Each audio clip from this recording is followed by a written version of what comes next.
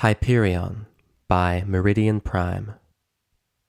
I open my eyes at exactly 6:23 a.m., as I have for over 1,000 years. Some ponies believe that it is because of some cosmic balance to which I am mysteriously attuned. It's nothing quite so complicated. It is simply 1,000 years of habit. I doubt at this point I could sleep in, even if that luxury were afforded to me. I roll over and rise out of my bed. My reflection in the ornate mirror on the opposite wall regards me with dishevelment and disdain. The spell that sets my mane and tail flowing in a non-existent breeze takes but a moment, and I instantly feel more alert. I wash the debris of sleep out of my face and freshen myself before turning to my regalia. I wrap them in the golden glow of my magic and exhale before the familiar weight of my crown and petrel settle on me. The weight is both a comfort and a burden, a reminder of who I am and all that I represent. Sometimes the burden outweighs the comfort, but not today. I slip on my shoes and leave my room. It is a short walk to my destination. I trot along the arcade, the gentle glow of the moon illuminating the marble beneath my hooves. The gardens below me are quiet and still. Luna is waiting for me. Even now, months after her return, it is a pleasant jolt to see her. The knowledge that she is here, that my sister is no longer imprisoned, that I am no longer alone. I doubt I will get used to that happiness for a very long time. I hope I never do. She turns to me and smiles in greeting, tilting her head questioningly towards the balcony. "Shall we, sister?" I smile back. "After you, Luna." We make our way out to the balcony. Below us, Canterlot is slowly waking.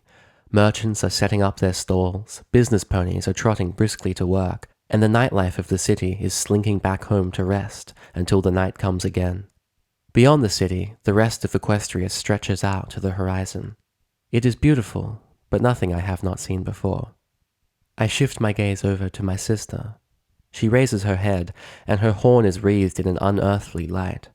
Slowly, carefully, the moon begins its slow descent towards the horizon. It leaves me, as it always does, in awe. Luna has always been stronger than me. Even when we were young, I could never best her in a fight. She was the bold one, the brave one, the warrior and the leader.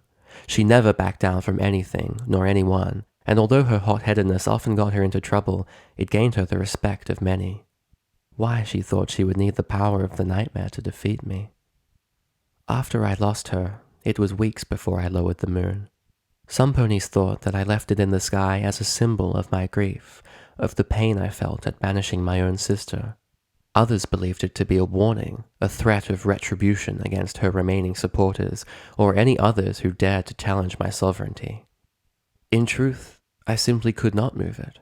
I did not have the strength. I still marvel at how she can so effortlessly command it, bend it to her will. Even with 1,000 years of practice, I could never move it as she did.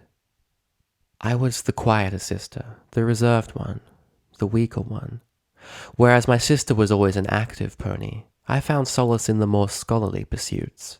I was quite similar to my beloved student in that sense. I craved knowledge, and nothing brought me greater joy than to curl up with an ancient tome or treatise. We complemented each other. Luna was a leader, tackling problems head-on, and I was a mediator, the diplomat and the thinker, the pragmatism to her idealism. Some ponies have called me a chess master, and it is not without merit.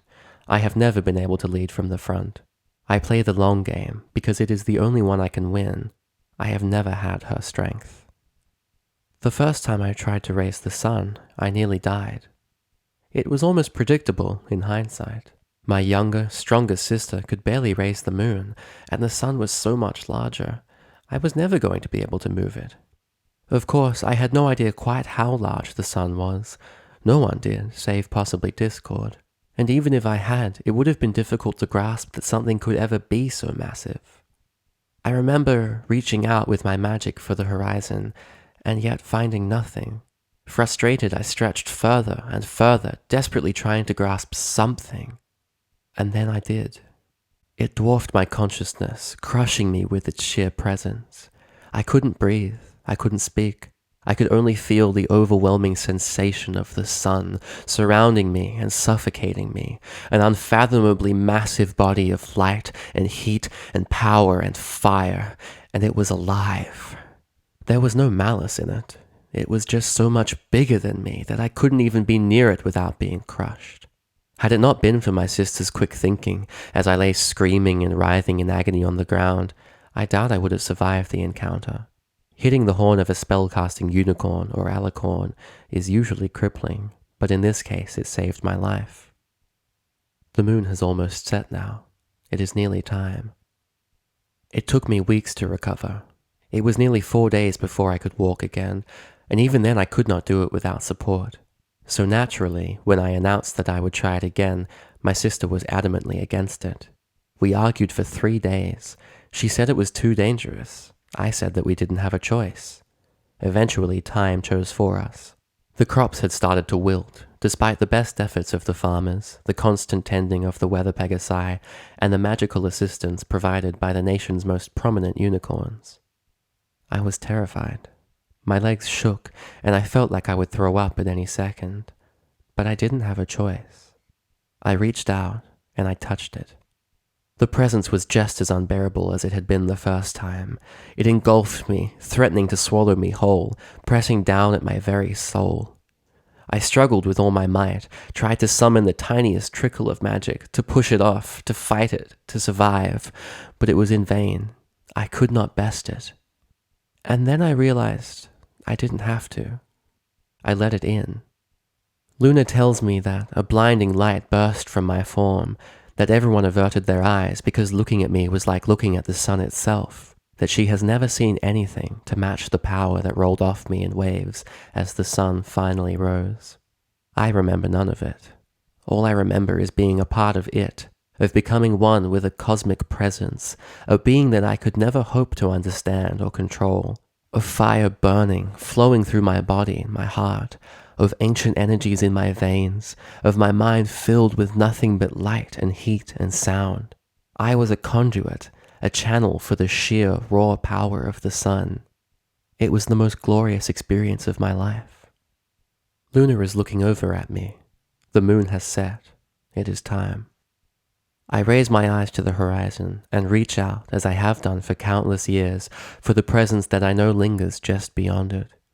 I connect, and am instantly lost. I am the avatar of the sun, filled with its burning, rapturous fire, a joy unlike any other. The sun rises, and I am made new.